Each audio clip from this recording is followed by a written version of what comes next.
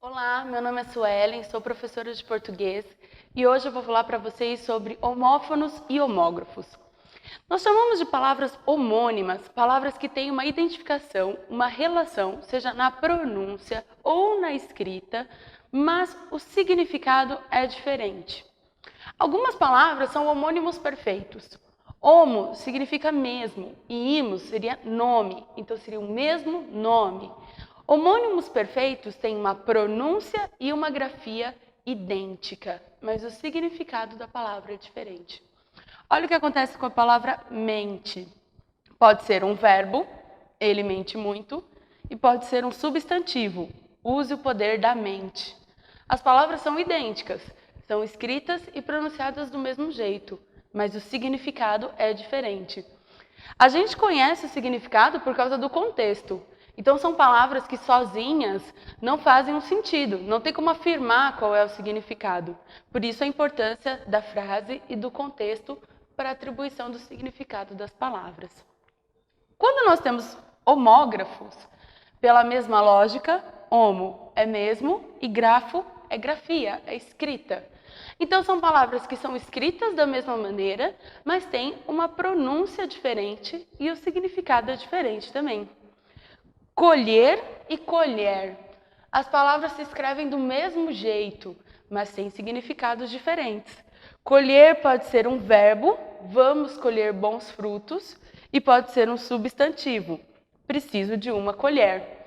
A única diferença é o tom da letra, da vogal E, né? Colher, colher. As palavras são homógrafas porque se escrevem do mesmo jeito, mas o significado e a pronúncia é diferente.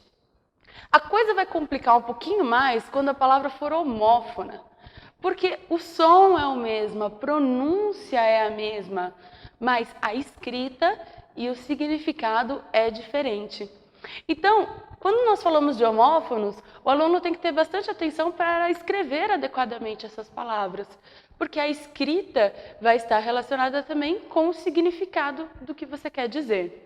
Um exemplo clássico de homófono é a palavra sessão. Existem 3 maneiras diferentes de escrever sessão e o som é sempre o mesmo. Então, eu tenho sessão com 2 S's, sessão com C cedilha e sessão com C e 2 S's. Eu tenho 1, 2, 3 maneiras diferentes de representar o mesmo som. É para deixar qualquer um maluco mesmo. Como que a gente vai saber a diferença? Sessão com 2 S's é uma reunião, é um horário. Vamos à sessão das 18 horas, sessão do cinema, sessão da tarde.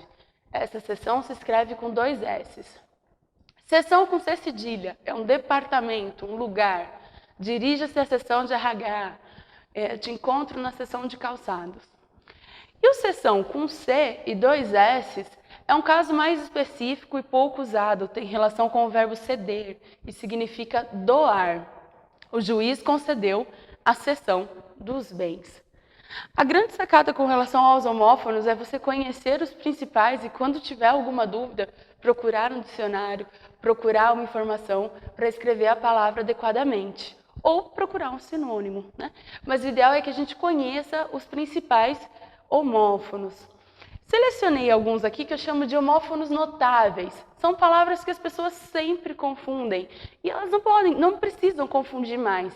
Basta saber a diferença de significado entre um e outro. Por exemplo, A com H e A preposição. Aqui tem a intenção de tempo passado. Eu o conheço há anos. É a mesma coisa que faz anos. Então, é um tempo decorrido. O a sozinho como preposição dá ideia de tempo futuro. Daqui a pouco iremos viajar. Então, é de algo que ainda vai acontecer.